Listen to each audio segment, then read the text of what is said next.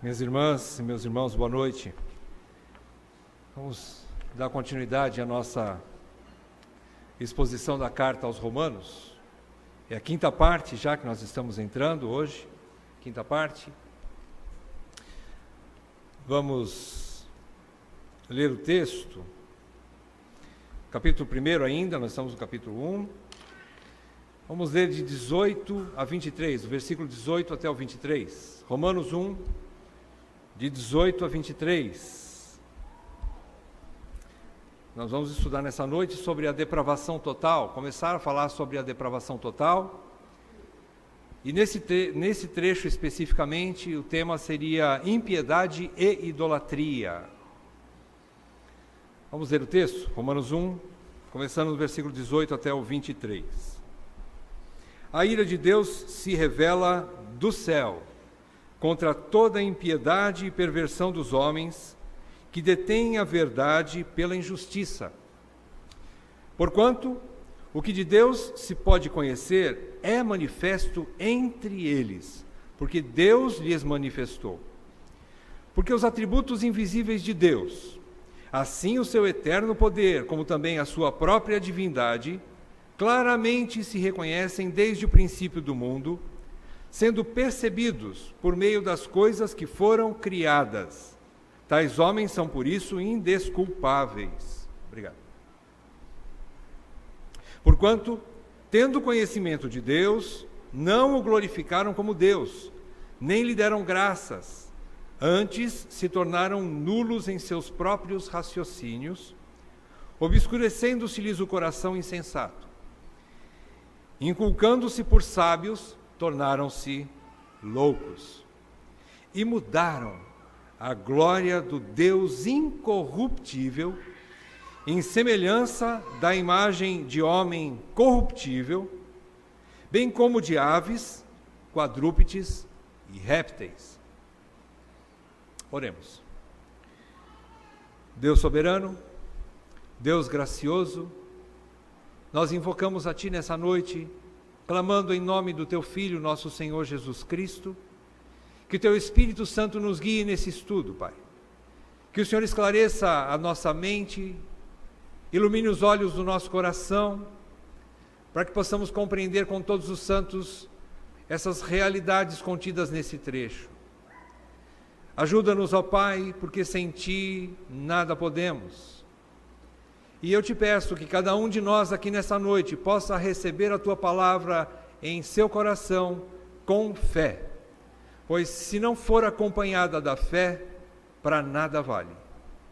Ó Deus, assim eu peço que haja edificação no seio da igreja, que sejamos fortalecidos, iluminados, agraciados nessa noite, e assim que o Teu nome venha a ser glorificado, pela transformação que o Evangelho pode produzir em nossas vidas, mudando nossa ética, para que assim, Senhor, possamos engrandecer o Teu nome diante das nações. Senhor, tudo isso nós Te pedimos, em nome de Jesus. Amém, Pai. Amém.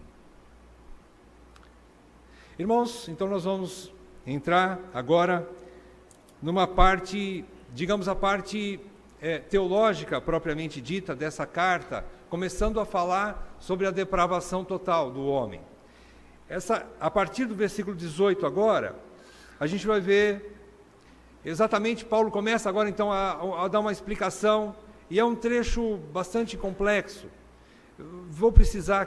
Nós todos vamos precisar de muita paciência e muita graça para poder estudar trechos tão desafiadores como esse, né?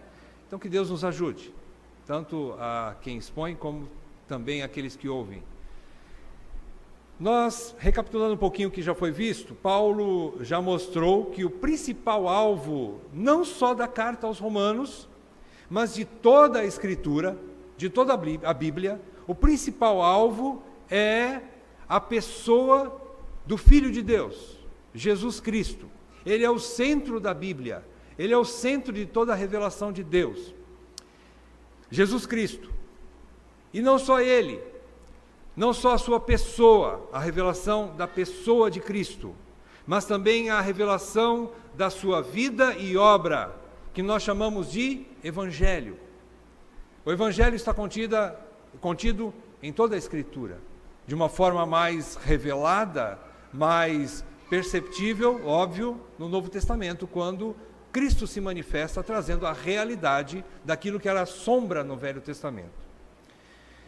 Paulo também disse que o Evangelho não somente revela o amor, mas também a justiça de Deus. Nós vimos os versículos 16 e 17, na semana retrasada, na semana passada, batemos bastante nessa tecla, mostrando exatamente isso, né? Que o Evangelho, além de demonstrar o amor de Deus, mostra também a sua justiça, e também que ele tem poder para salvar o homem. Nós observamos que ele é o poder de Deus, e ele não é um poder dos poderes que Deus tem para a salvação, mas ele é o único poder de Deus que salva, é o Evangelho. Vimos que os versículos 16 e 17 desse primeiro capítulo de Romanos, então, nós chamamos de o cume dessa carta, o ponto culminante.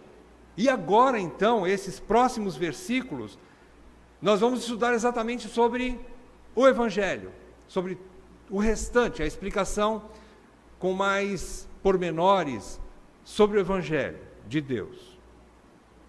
Nós vimos também que Paulo tenta convencer a igreja de Roma, quando ele fala nos primeiros versículos desse primeiro capítulo, ele tenta explicar à igreja de Roma da necessidade da pregação do Evangelho, e ele também tenta expor, e esse é um dos objetivos dessa carta também, além de trazer a explicação sobre toda a revelação de Deus, que é o Evangelho,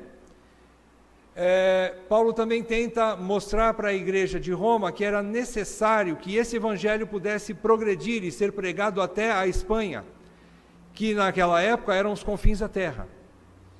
Paulo, então, tem esse objetivo de fazer com que a igreja de Roma tivesse consciência dessa necessidade e que ela mesma pudesse se tornar como um posto avançado da graça de Deus, ou poderíamos dizer de uma forma mais prática, como uma igreja matriz, sem nenhuma ofensa aos evangélicos reformados, ou uma igreja mãe para aquela região, como Jerusalém era na Palestina. A igreja de Jerusalém, como igreja mãe, como uma igreja mais antiga, ela servia como uma base de referência para as demais igrejas mais novas que estavam na Palestina, em volta de Jerusalém. Assim também Paulo queria que Roma fosse uma igreja bastante forte, bastante convicta de sua fé, que já tinha uma fé muito boa, e com conhecimento teológico bastante bom, bastante profundo, para que ela então pudesse se tornar uma base missionária para todos os apóstolos, não só para ele, mas também para a instrução das possíveis igrejas fundadas na Espanha e ao redor de toda a Europa, onde estava Roma, que era a cidade principal do Império Romano.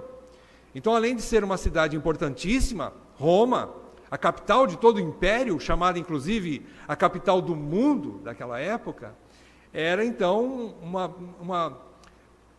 boa cidade para se colocar uma igreja bastante forte, né? E servindo assim de igreja padrão, igreja referência para outras. Então esse era o objetivo de Paulo, e nós já vimos isso. Mas agora Paulo então vai explicar o porquê desse poder do Evangelho. Por que o Evangelho é poderoso? O que ele alcança? Qual é a capacidade, o poderio do Evangelho? O que ele produz na vida do homem? Então, nesses 3 primeiros capítulos, a partir do versículo 18 desse capítulo 1, depois do capítulo 2 inteiro, e grande parte do capítulo 3 dessa carta aos Romanos, o apóstolo Paulo então vai descrever a depravação e perdição total da humanidade, e isso ele diz não só com referência aos gentios, mas quanto também aos judeus.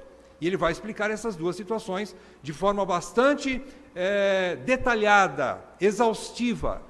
Ele vai explicar isso em 3 capítulos, né?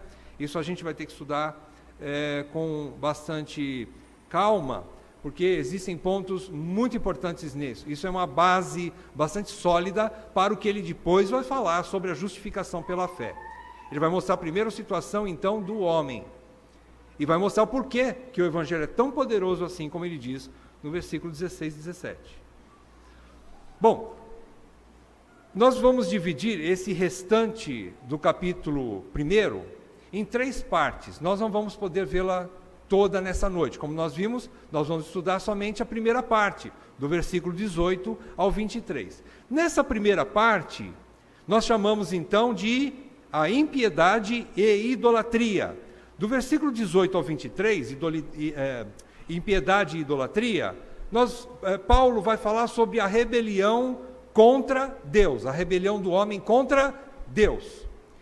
Depois, a segunda parte, só para os irmãos terem noção do que a gente vai ver pela frente, que nós não vamos ver hoje essa segunda nem a terceira partes, mas do versículo 24 a 27, na segunda parte, nós vamos ver sobre a degradação moral, que seria a rebelião do homem contra si mesmo. E em terceiro lugar, do versículo 28 até o 32, nós vamos ver a perversão, que ele chega a mencionar no versículo 18, mas que ele vai relatar com mais detalhes a partir do versículo 28 até o versículo 32, fechando o capítulo, fechando a terceira parte sobre a depravação humana geral. Ele vai falar sobre a perversão. O que é a perversão? A perversão é a rebelião contra o próximo. Começa, em primeiro lugar, que nós vamos ver hoje, rebelião contra Deus. Depois o homem rebela-se contra si mesmo, por incrível que pareça. E depois o homem rebela-se contra o próximo, contra o seu semelhante, que é a partir do versículo 28 até o 32. Vamos então adentrar a primeira parte. Primeira parte, começando no versículo 18, a impiedade e idolatria, que é a rebelião, então, contra Deus. Bom, em primeiro lugar, eu queria dizer para você que Paulo está falando do Evangelho. E o Evangelho, todos sabem que o Evangelho significa boas novas, não é isso? A tradução da palavra Evangelho é boas novas. Recebemos boas novas, boas notícias. Mas espera aí, Paulo começa no versículo 18 dizendo que a ira de Deus se revela do céu. Bom, Paulo começa a falar sobre a boa nova com uma péssima notícia. Ele começa a falar sobre o Evangelho, a coisa mais gloriosa, melhor que poderia existir para a humanidade em geral. Paulo começa a falar sobre uma notícia muito ruim.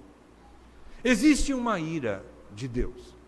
Existe uma ira de Deus que é revelada dos céus. O que Paulo começa a dizer então? E contra quem é essa ira? E por que dessa ira? Vamos ver o porquê então.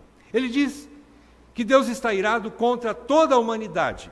Ele diz que a ira de Deus se revela do céu contra toda a impiedade e perversão dos homens. Então Deus está irado contra toda a humanidade. Contra toda a humanidade. É uma péssima notícia, não é mesmo? Deus está irado contra toda a raça humana.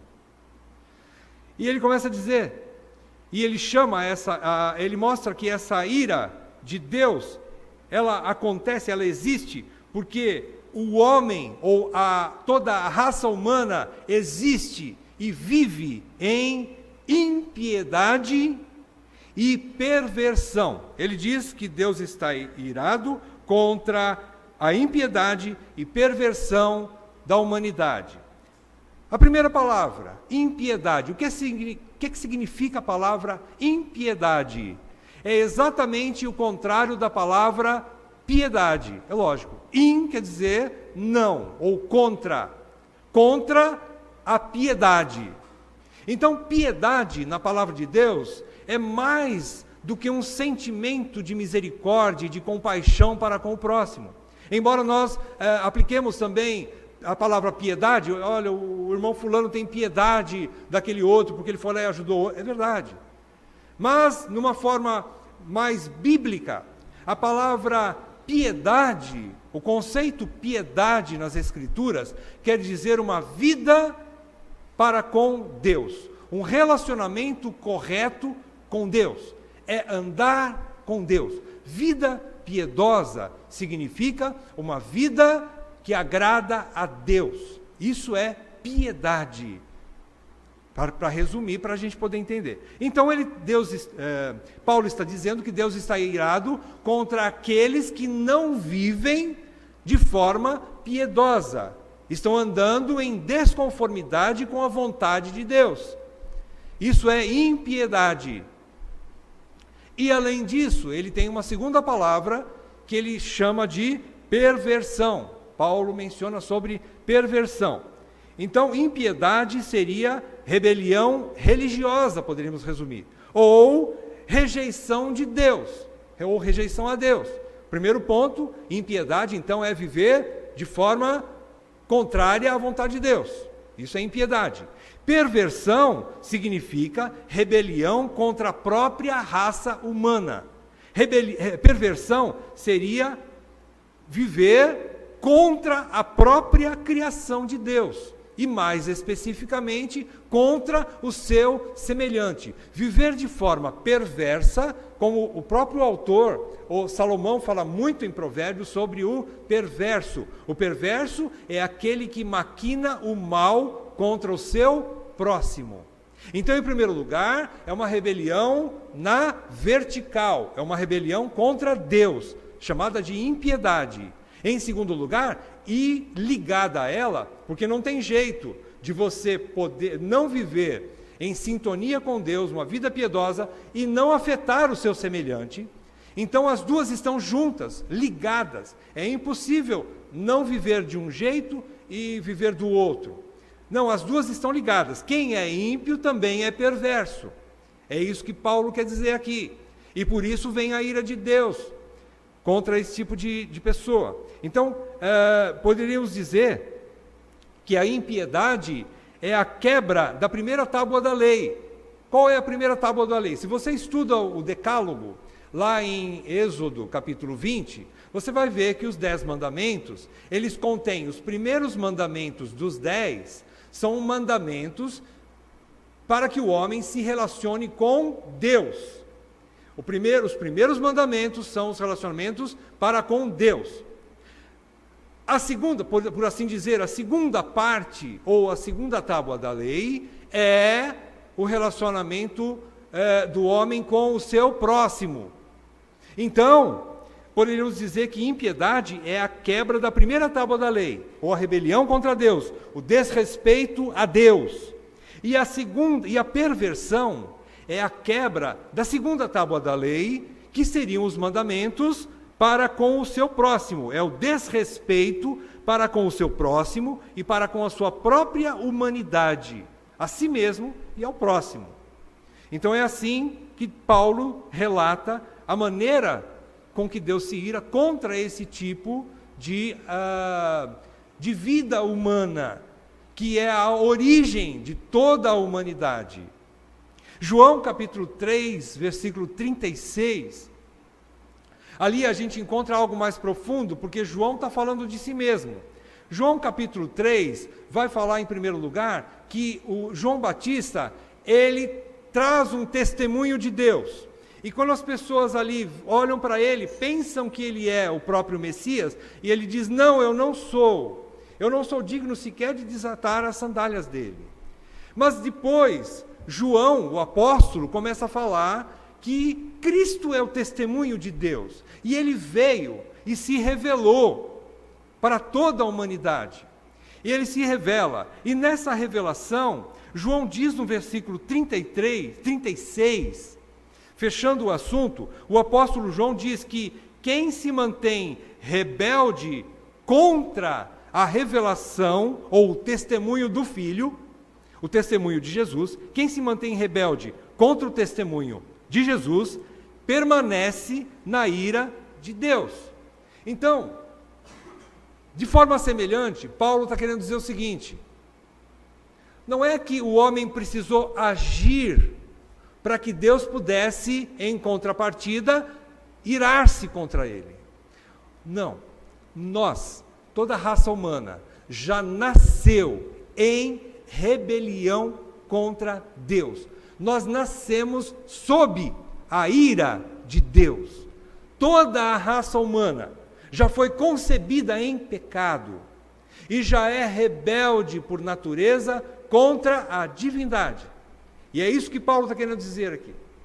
Toda a raça humana já está debaixo da ira de Deus, e é o que João também fala lá no versículo 36, do capítulo 3 do seu evangelho, de João. É exatamente o que ele quer dizer. Quem não crê no Filho, ou quem não recebe o Filho, já está condenado, ou permanece na ira de Deus. Então vejam, a situação é difícil, não é mesmo? É complicada. A situação humana é desesperadora. Paulo começa a falar de uma coisa boa, mostrando uma coisa muito ruim. Ou seja, é uma doença que, humanamente falando, ela é incurável. Somos incapazes de resolver esse problema com Deus. Incapazes por nós mesmos de resolver a nossa situação diante de Deus, por causa da nossa própria rebelião. Agora, Paulo afirma que essa atitude ímpia e perversa da raça humana, que gerou a ira de Deus, ela é proposital, ela é consciente, e por conta disso ela é, versículo 20, final do versículo 20, diz que nós somos indesculpáveis. O que é indesculpável? É que não tem jeito. Não dá jeitinho brasileiro aqui para resolver. Não tem desculpa. Toda a raça humana é indesculpável diante de Deus, por causa da sua situação ímpia e perversa, que é original, é um defeito de fábrica, que todos nós nascemos com ele. Então, não existe aquela visão humanista de que o homem nasceu essencialmente bom e por conta de uma sociedade corrupta, ele se corrompe. Não, de forma nenhuma. Paulo não diz isso. Paulo diz que nós nascemos da casca do ovo corruptos. Nós somos gerados na corrupção, no pecado. Originalmente, essa é a grande realidade tratada aqui por Paulo. Então, por que ele diz isso? Porque toda a humanidade recebeu a revelação geral de Deus, mas não a aceitou. Agora, Paulo diz que a humanidade detém a verdade pela injustiça, final do versículo 18, ele detém. O que a humanidade faz? O que significa deter a verdade pela injustiça? Significa que a raça humana suprime, ela afoga a verdade. É como se a verdade estivesse dentro de uma piscina. Vamos supor que a verdade é uma pessoa, você está do lado dela, ela quer sair da água para se mostrar para você, e você pega a cabeça dela e afunda. A raça humana faz isso, a raça humana afunda, afoga, ela suprime a verdade, ela abaixa ali na água para sufocar a verdade, para que ela não venha à tona. Irmãos, isso é grande rebelião contra Deus. Vejam a situação. Suprimir, deter a verdade pela injustiça, e a injustiça significa exatamente o que ele falou antes. A vida injusta do homem está baseada na impiedade e na perversão. Nós andamos em impiedade e perversão. Sem a graça de Deus, toda a humanidade, por mais honesta que seja, por mais boazinha que pareça, ela é perversa e ímpia. Ela é rebelde contra Deus. Porque ela suprime, ela afoga a verdade a respeito de si mesma, a respeito de Deus acima de tudo, e ela não quer resolver esse problema. Ela não quer, o coração dela, ela tem até entendimento, mas a vontade dela não a leva para Deus. E que verdade é essa que então está suprimida, que Paulo fala que é uma impiedade e perversão? Vamos ver em mais detalhes. A verdade seria então essa verdade que o homem detém, suprime, abafa, afoga. Essa verdade é sobre o conhecimento de Deus, que foi revelado a toda a humanidade de duas maneiras. Paulo vai dizer no versículo 19 uma maneira e no versículo 20 uma segunda maneira. Como que essa revelação se deu? A primeira revelação, no versículo 19, é o que nós poderíamos chamar de uma revelação subjetiva. A segunda, no versículo 20, ela é objetiva. O que é que significa isso? Vejam comigo de novo o versículo 19. Paulo diz que, porquanto o que de Deus se pode conhecer é manifesto entre eles, porque Deus lhes manifestou. Essa é a versão que você tem, se você tiver uma Bíblia, com a versão ARA, não é? Mas existe uma versão chamada Almeida Revista e Corrigida, é a ARC, e este versículo, ele se apresenta da seguinte maneira. Perdão, é o versículo 19, na ARC, exatamente, na Almeida Revista e Corrigida, ela se apresenta da seguinte maneira: porquanto, olha só, uma pequena diferença, mas que nos ajuda a entender melhor. Porquanto o que de Deus se pode conhecer,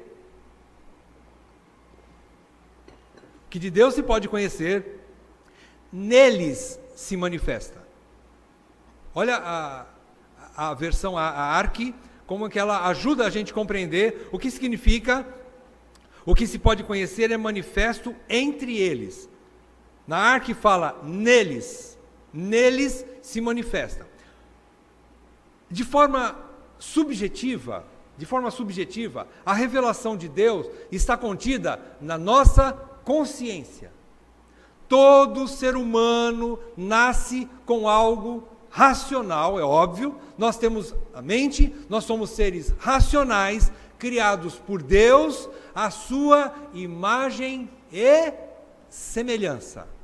Ora, Newton, mas na queda não aconteceu algo grave com a imagem de Deus na raça humana? Sim, aconteceu.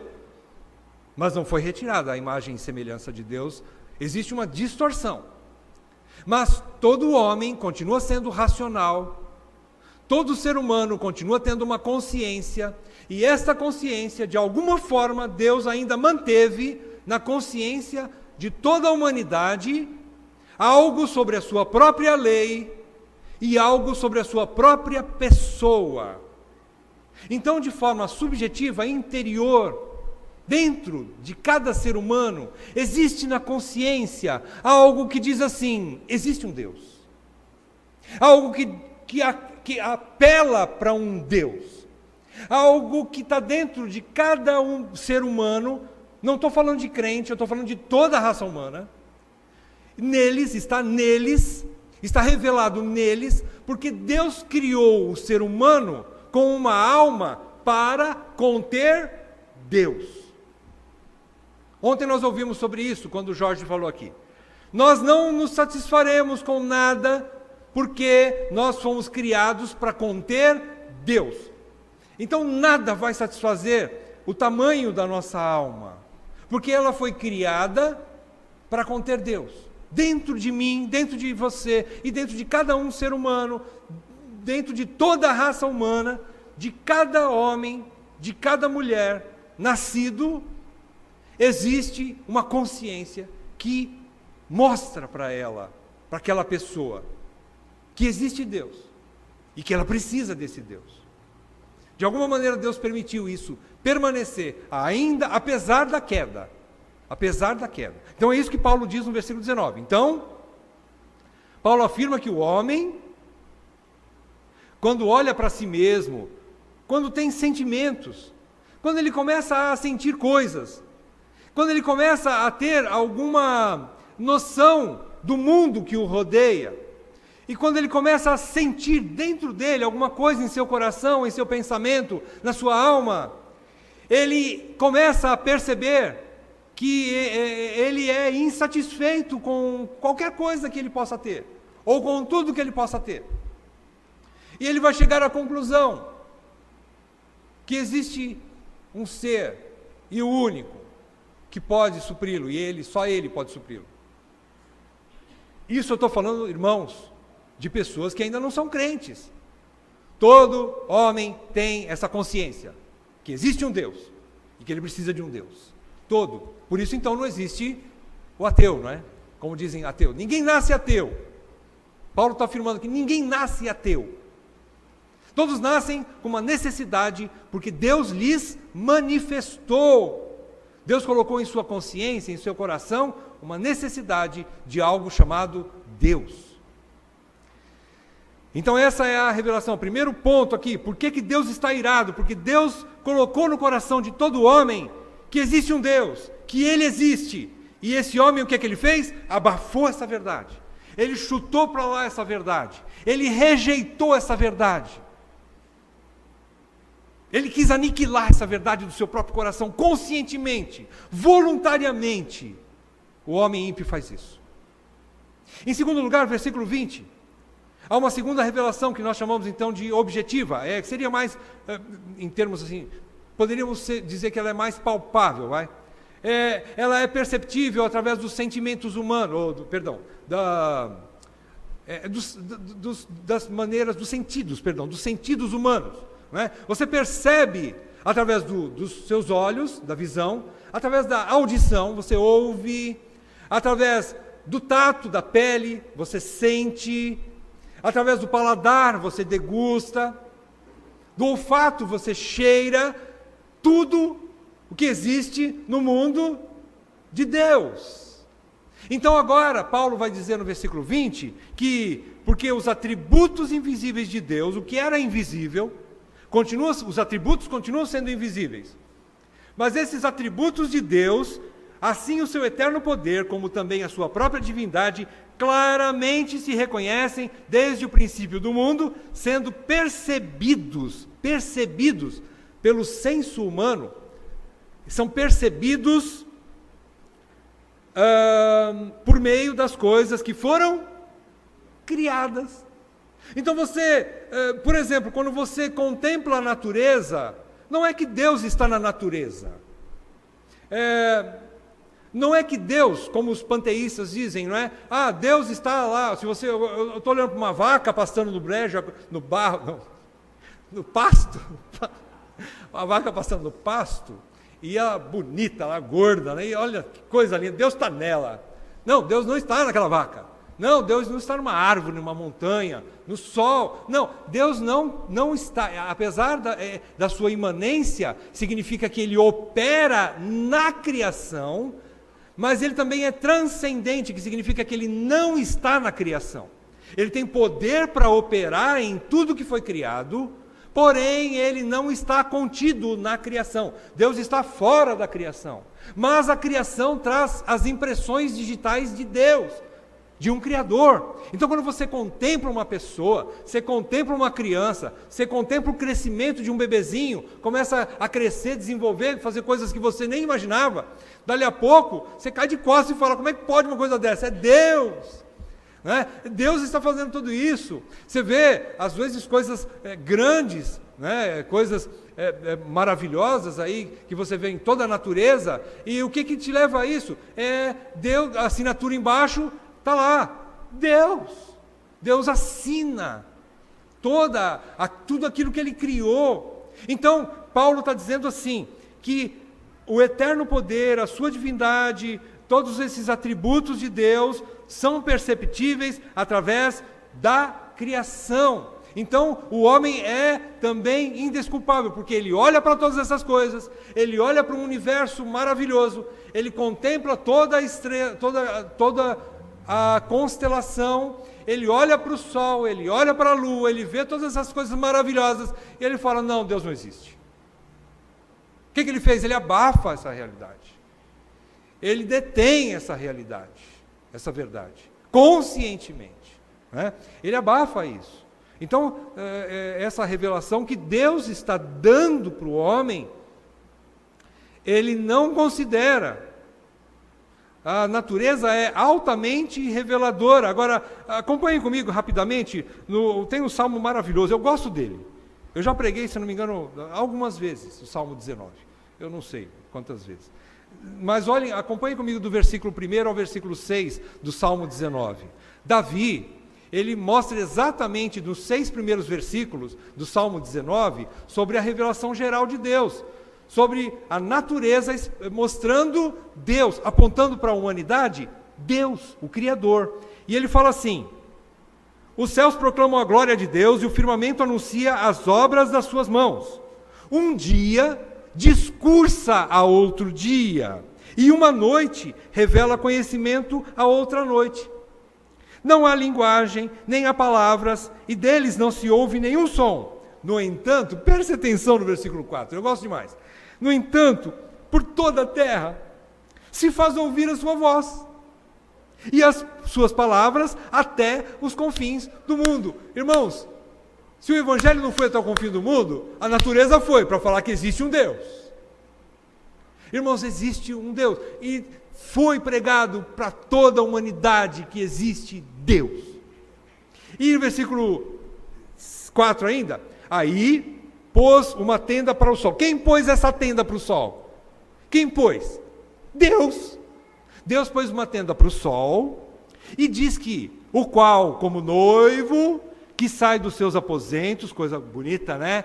Gloriosa, o noivo, abre assim a cortininha da sua tenda e sai glorioso para fora, no momento em que nasce, na alvorada, né? Nasce ali o sol, né? E como noivo que sai dos seus aposentos, se regozija como herói, a percorrer o seu caminho, principia numa extremidade dos céus e até a outra vai o seu percurso, e nada refoge do seu calor. Sabe o que o Davi está falando aqui? E eu peguei carona, acoplei com Paulo, espero que Paulo goste da minha aplicação aqui. Olha só, o que é que Davi está querendo dizer? Está querendo dizer que o maior pregador a respeito de Deus que existe no universo é o sol. Irmãos, até o cego percebe o sol. Ele pode não ver a claridade do sol, mas ele sente queimar sua pele. E ninguém na humanidade pode dizer que não conhece o Criador do sol, porque o sol se revela para ele.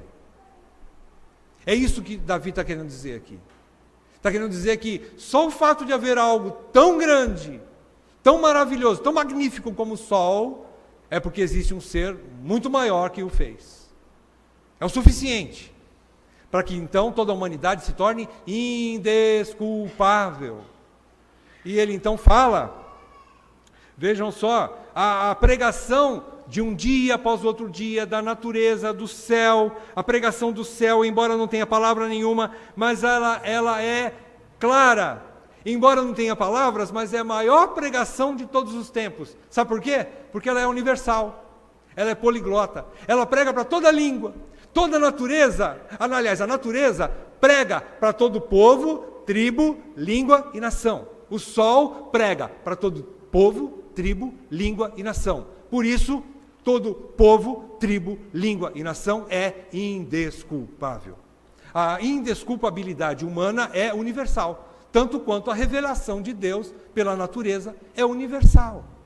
Então, esse negócio de o índio inocente, como não foi pregado o evangelho para uma tribo lá, não sei aonde, eles nunca ouviram o evangelho, eles são inocentes. Não, eles não são. Não, porque lá eles conhecem o sol. E de alguma forma Deus se revelou na consciência deles, porque Paulo disse aqui, e através da natureza. Eles conhecem sim o Deus. Por isso que eu admiro muito, irmãos.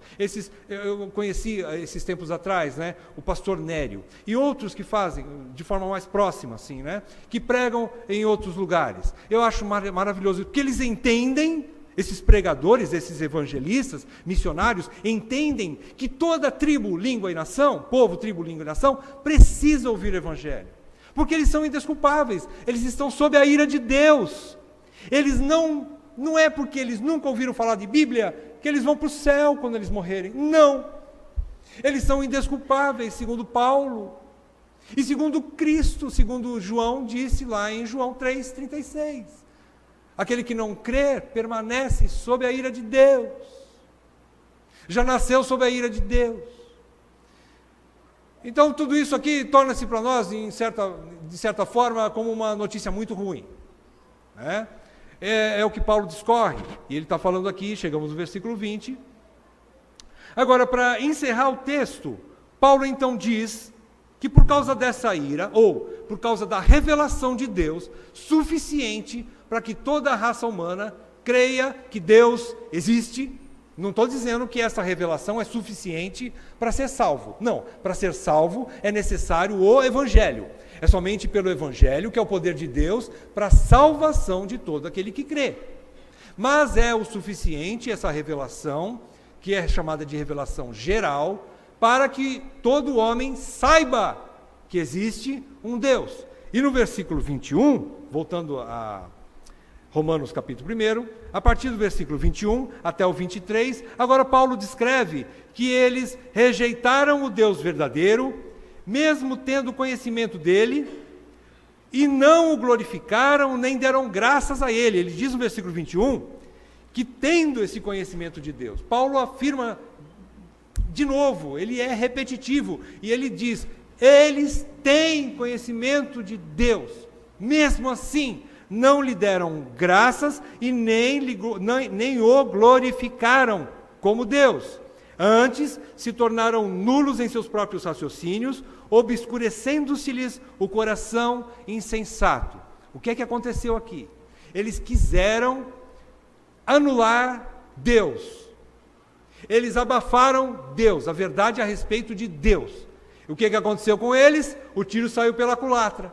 Eles quiseram anular a Deus, mas eles mesmos tornaram-se nulos.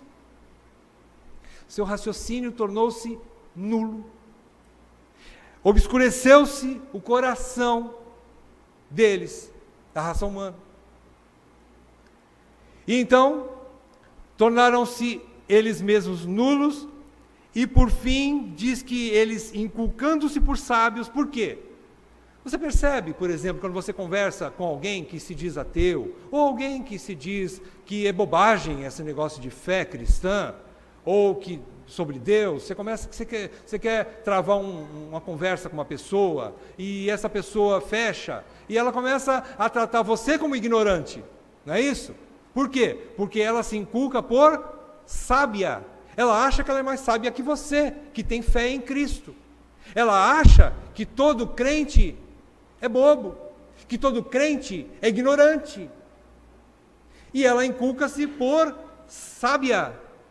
E a palavra de Deus diz que ela não é sábia não, mas ela é louca. Olha o versículo 22. Inculcando-se por sábios, tornaram-se loucos. Quem disse que o homem que não crê em Deus é sábio? O homem disse isso, mas Deus não diz isso dele. Deus diz que ele é louco. Ele é louco. Com todas as evidências que existem na natureza, com toda a evidência dentro do seu próprio coração, raciocínio e consciência, ele ainda rejeita Deus, então ele é louco. É isso que a palavra de Deus diz. Tornou-se louco. E no versículo 23, vejam que a loucura é mais louca ainda do que a gente imagina, né? Não é só questão de rejeitar a Deus, mas além de rejeitar a Deus, eles começam a construir deuses. Você quer coisa mais louca que essa? Gente, o cara tem um Deus na frente dele, e o cara fala assim, não, eu não quero esse Deus. Eu não quero esse Deus.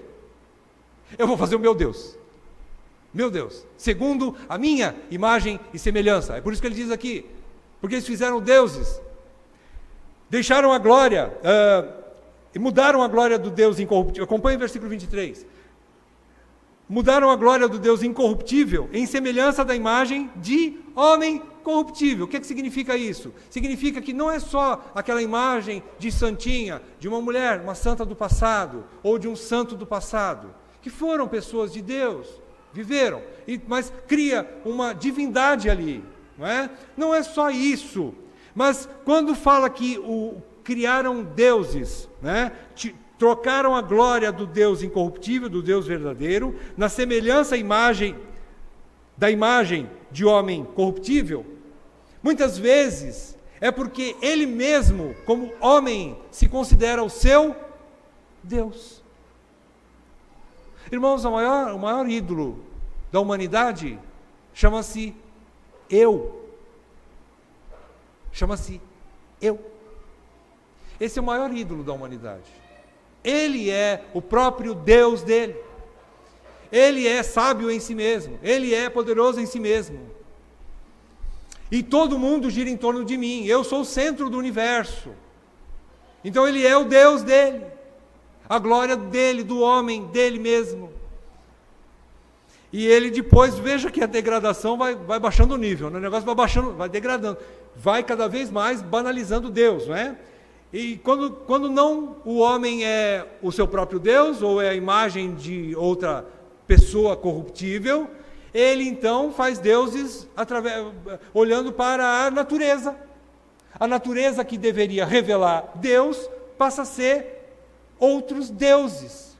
Por exemplo, ele começa até mais ou menos bonitinho, né? Porque ele começa a fazer a semelhança de aves, né? Está chegando um pouquinho perto do céu, mas ainda não é Deus. Aves, né? Por exemplo, existem países que adoram aves, nações que adoram o ibis. Vocês já ouviram falar sobre uma ave chamada ibis sagrado? É porque ela é venerada em algum país que eu não me lembro o nome agora. Começou lá em cima, alguma coisa que está voando. Horrível. Né? E depois foi baixando mais o nível, aí passou para quadrúpede. Quadrúpede é uma situação, né, até bastante ruim. Agora, em vez de aves, começam a adorar quadrúpedes. Todos sabem que muitos países adoram a vaca, por exemplo. Na Índia, a vaca é venerada, né? E assim vai. E vai piorando. Depois do quadrúpede, estava voando, depois virou quadrúpede, está na terra, e agora está rastejando. Deuses que rastejam. Você já imaginou? Que degradação, que queda, né? Que situação deprimente de um Deus que rasteja. Tipo um jacaré, tipo uma cobra. E tem países que adoram cobras. E é assim. Por quê? Porque conscientemente eles quiseram abafar a verdade a respeito de Deus, que se revelou na consciência deles e na natureza toda. Toda a natureza está gritando, dia após dia, o sol está pregando, dia após dia, um dia revela conhecimento a outro dia, como a noite revela conhecimento a outra noite, ainda que eles não tenham voz, mas a pregação deles é eficiente, dia após dia, Deus existe. Homem, abra os olhos, Deus existe. E eles não acreditam em você, sol, não acreditam em você, natureza, não acreditam em você, consciência, não acreditam em você. Eles abafam Deus, a verdade a respeito de Deus. Então, não é à toa que Deus se revela com ira. Olha que coisa engraçada, que coisa interessante. Se você pega o versículo 1 que nós já lemos, capítulo 19 de Salmos, você vê que no versículo 1 diz que os céus manifestam ou revelam a glória de Deus, não é? Então a revelação veio dos céus. Por causa da não aceitação do homem, dos céus agora vem a ira de Deus. É justa, não é? É justo. Encerrando, vejam, nós podemos dizer que a impiedade ou rejeição de Deus, ou a Deus, acaba gerando uma idolatria no coração do homem. Ele rejeita o Deus verdadeiro, mas ele coloca outros deuses no coração dele, automaticamente. Ele é feito para conter Deus, ele precisa de Deus. Se ele não está adorando, ou se curvando, ou servindo ao verdadeiro, ele está se curvando, adorando a um falso Deus. Então não existe ninguém que nasceu ateu, já falamos sobre isso. Pois todos foram gerados à imagem de Deus. O homem tem necessidade de Deus. O homem tem uma consciência criada por Deus, que clama por Deus, que roga, que necessita de Deus. O homem foi criado para conter Deus. E se ele não se relacionar com o verdadeiro, ele vai criar um Deus falso. Eu gostaria de mostrar para os irmãos, antes de encerrar e fazer uma aplicação, eu gostaria de fazer alguns esclarecimentos finais. Sobre essa ira de Deus, em primeiro lugar. Primeiro esclarecimento sobre a ira de Deus. A ira de Deus não é um destempero emocional. A ira de Deus não é uma reação caprichosa. A ira de Deus não é uma explosão de ódio vingativo. Porque todas essas coisas nós confundimos com a nossa ira. A nossa ira é tudo isso, não é mesmo? A nossa ira muitas vezes é destemperada. Você se ira além do limite, por coisas que são talvez não tão necessárias assim de tanta ira. Então, muitas vezes nós nos iramos, e Deus fala que irai-vos, mas não pequeis, porque a ira do homem não produz a justiça de Deus, não é? E assim vai. A Bíblia ensina sobre a ira humana. Ela é destemperada, ela é caprichosa, ela é egocêntrica, não é? Embora Deus também seja egocêntrico, só que Ele pode, porque Ele é Deus e Ele é perfeito. Agora, a ira humana, ela é injusta e ela é vingativa. Essa não é a ira de Deus. A ira de Deus, ela é santa e justa, porque a impiedade consciente é uma afronta à existência de Deus e ingratidão ao seu amor e aos seus cuidados que sustentam todas as coisas ou todas as pessoas no mundo que é de Deus.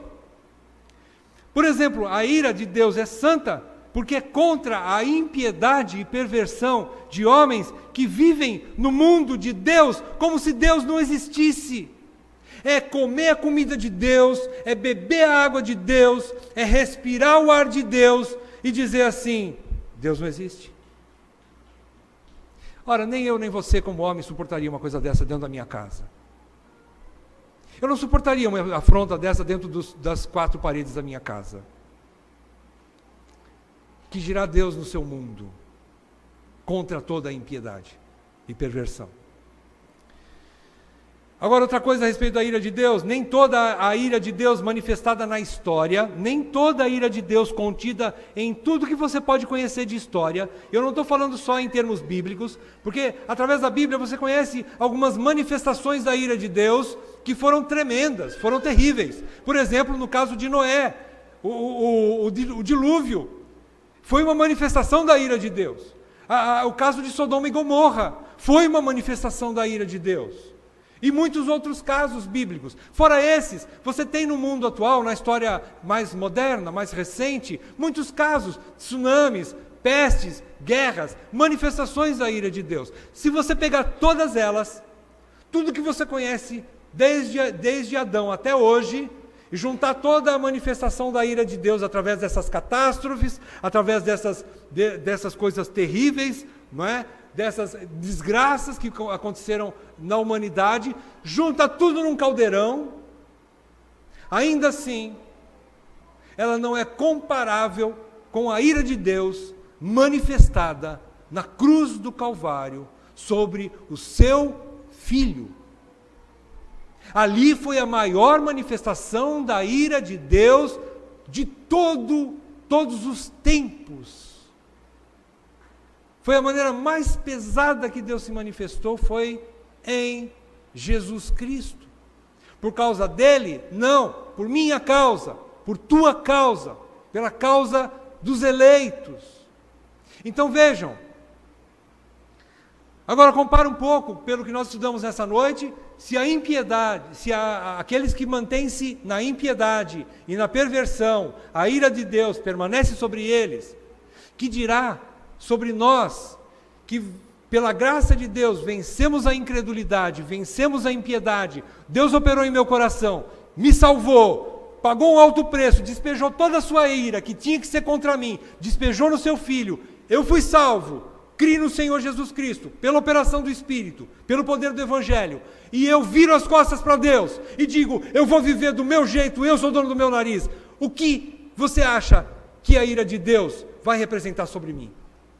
É muito pior ou muito maior a minha rejeição como crente do que de um ímpio, e digna de muito maior ira, muito mais pesada. Por isso que a apostasia é uma coisa muito grave, terrível. O que é apostasia? Quando você, depois de conhecer a verdade de Deus, vira as costas para Deus e diz: olha, eu não creio mais nesse Deus, eu não quero viver mais para Ele, eu faço o que eu quero porque eu sou dono do meu nariz. Você tira Deus, você abafa a verdade a respeito de Deus e pior, você renega a verdade do Evangelho que te salvou, para você fazer tudo na tua vida do teu jeito, e você pode esperar então uma ira sobremodo mais aquecida sobre a sua própria vida, do que qualquer ímpio. Em segundo lugar, sobre essa mensagem. Eu falei que essa mensagem é um pouco ofensiva, não é? Ela é ofensiva. É realidade. A mensagem é ofensiva. Eu quero responder para você, se alguém questionar, ou se você for contar para alguém a respeito disso, ou falar do Evangelho, sobre as verdades do Evangelho, e tiver que mostrar essa realidade, porque faz parte do Evangelho. Por exemplo, faz parte da realidade de um doente, quando o médico chega para ele e fala, você está com câncer. Ele precisa falar a verdade para o doente. O doente cai em si, e ele começa a fazer o tratamento certinho, para ver se ele se cura. É a realidade da humanidade. Nós não podemos oferecer um Evangelho água com açúcar. Quem responde essa pergunta para nós? Olha, essa mensagem é muito ofensiva. Bom, tem uma frase de John MacArthur, eu gostaria de trabalhar com ela. John MacArthur diz assim: nunca suavize o Evangelho. Se a verdade ofende, então deixe que ofenda. As pessoas passam toda a sua vida ofendendo a Deus. Deixem que se ofendam por um momento. Gente, a humanidade está pisando na realidade de Deus. O mundo ímpio está virando as costas para Deus. A realidade é essa. Nós não estamos querendo pegar o ímpio pelo pescoço e bater nele até que ele creia. Isso não é o poder do Evangelho. Mas nós precisamos falar a verdade. Sem Cristo, você está perdido. Sem o Evangelho, você está perdido. E se você permanecer do jeito que você está, na incredulidade, e não crer que Jesus Cristo é Salvador e Senhor de todo aquele que crê, você vai para o inferno. Irmãos, nós não fomos chamados para suavizar o Evangelho, para adocicar e pôr melzinho na chupeta, para suavizar o Evangelho. Se as palavras de John MacArthur não são suficientes, então eu vou apelar para as palavras de Jesus Cristo. Talvez nos convença. Talvez. As palavras de Jesus Cristo, em Mateus capítulo 15, de 12 a 14, Jesus Cristo diz simplesmente assim, quando ele afronta os hipócritas da sua época, que queriam mostrar uma religiosidade através de fazer coisas religiosas, não é? E ele diz assim, Jesus, quando afronta e chama eles de hipócritas, alguns discípulos chegam nele e dizem assim, Mateus 15, versículo 12 até o 14, diz assim, então os discípulos se aproximaram dele, de Jesus, e perguntaram, sabes que os fariseus ficaram ofendidos quando ouviram isso? Jesus, você sabe disso? Os fariseus ficaram ofendidos quando o Senhor foi tão ofensivo nas suas palavrinhas aí. Qual a resposta de Jesus? Toda planta que meu Pai Celestial não plantou será arrancada pelas raízes. Deixem-nos. Eles são guias cegos. Não só essa passagem, mas quando os próprios discípulos, depois que Jesus, capítulo 6 de João, Jesus disse assim, que se aquele que crê tem comunhão comigo, ele tem que comer da minha carne e tem que beber do meu sangue, senão não tem comunhão com ele. E muitos daquela multidão, ao ouvirem a palavra de Jesus, capítulo 6 de João, ele diz assim, as multidões dizem assim, duro esse discurso, e já não seguiam mais Jesus. Quando Jesus olha do lado, vê somente os 12. Quando Jesus olha para os 12, o que é que Jesus fala? Vocês também não querem ir? Jesus não pôs melzinho na chupeta de ninguém. Ele falou a verdade. Simplesmente a verdade. Vocês também não querem ir? Podem retirar-nos.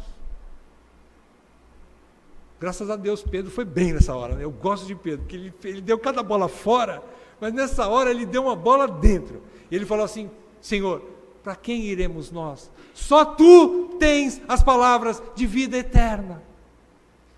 Nós não queremos ajeitar nossa vida nesse mundo, nós queremos a vida eterna, Senhor. Então eu fico com o Senhor. Nós ficamos com o Senhor. Beleza, Pedrão? Gostei. Aplicação final. Para fechar. Guarde isso no coração, meu amado irmão, minha amada irmã. Sempre há alguém a quem nós entregamos a nossa mente e a nossa alma. Sempre há alguém. Apesar de crentes, há um idólatra dentro de cada um de nós. Isso é terrível. Algumas perguntas que a gente precisa fazer para nós mesmos, diante de Deus. Quais são essas perguntas? Eu gostaria de ajudar todos nós aqui nessa noite. Primeira pergunta: quem é o seu Deus? Parece muito simples essa pergunta, né?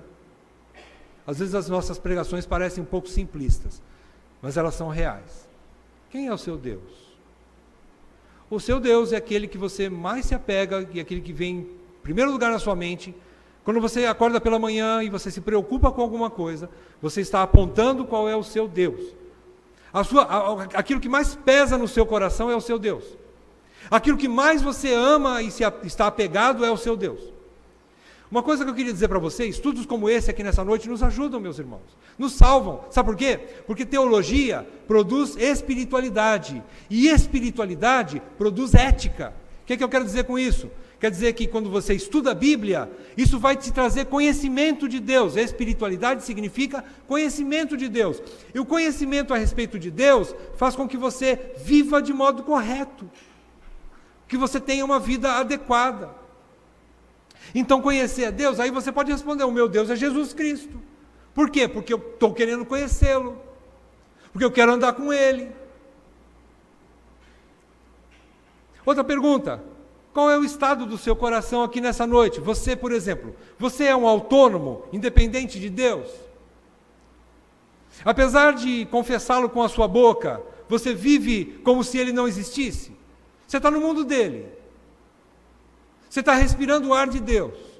Você está bebendo a água de Deus. Você está comendo a comida de Deus. Teu coração está pulsando por causa de Deus. O que você está fazendo com tudo isso? Como é que está teu coração a respeito da tua própria vida? É Deus, o verdadeiro Deus, que é o teu Deus ou não? Será que é a tua cultura, a tua busca por conhecimento, conhecimento fora de Deus, né? Conhecimento universitário, conhecimento cultural? Será que é a tua casa, a tua própria família, tua esposa, teu marido, teus filhos? Isso ocupa o primeiro lugar na tua vida antes de Deus? Tudo isso pode se tornar ídolo, irmão. O trabalho, o dinheiro. Qual é a solução para tudo isso? Antes, então, de pregar o Evangelho para outros, peça para Deus lhe salvar de si mesmo. Como eu falei, o pior de todos os ídolos é o eu. Então, peça para Deus te livrar dele. Peça para Deus te livrar, te salvar de si mesmo. Peça para Deus tirar você do centro da tua própria vida. Vai ser a coisa melhor que pode acontecer para você, meu irmão, minha irmã. A coisa melhor que pode acontecer para você é quando Deus coloca-se no lugar dele e você coloca-se no devido lugar, à parte, não no centro. Peça para que o poder do Evangelho possa ressuscitar a sua fé, para que você viva como um justo que foi justificado pelo poder do Evangelho, que vive de fé em fé, que vive a cada dia, crendo que Deus existe e que cuidará de você. Nós precisamos crer nisso, que Deus existe, que Ele cuida de nós. E mais do que isso, que cada dia você entenda que um dia você vai estar diante dEle para prestar contas a Ele sobre o que você fez durante o tempo que você viveu no mundo dEle. Um dia nós vamos prestar contas sobre isso, sobre o tempo que eu vivi no mundo de Deus. Eu estou aplicando para nós como crentes saindo um pouquinho da atmosfera de Paulo, que está falando sobre a impiedade do mundo gentil, porém mostrando para nós que nós temos necessidades semelhantes, porque nós somos apanhados na nossa incredulidade de vez em quando. Porque mesmo nós como crentes, muitas vezes geramos ídolos em nossos corações. Então, meus irmãos, que Deus nos salve de nós mesmos. Deus tenha misericórdia de nós. Vamos fazer uma oração? Ó Deus, eu peço, Pai, que a Tua palavra, como espada de dois gumes, cumpra o Teu propósito. Que ela atinja o nosso coração e acrescente-nos fé, para que nós possamos entender, Senhor, a real necessidade que nós mesmos temos do Evangelho. E que assim nós possamos viver de modo digno do Teu chamado. E da mesma forma, Senhor, que ao pregarmos o Evangelho, nós possamos entender que precisamos pregar toda a verdade de Deus. Toda a verdade do Senhor contida no Evangelho. Porque só essa realidade pode fazer verdadeiros discípulos para Jesus. É isso que nós queremos. Fazer discípulos para Cristo. Nos ajude, Pai, por favor. Pai, tudo isso nós pedimos, com esperança em nossos corações, em nome do nosso Senhor Jesus Cristo. Amém. Amém.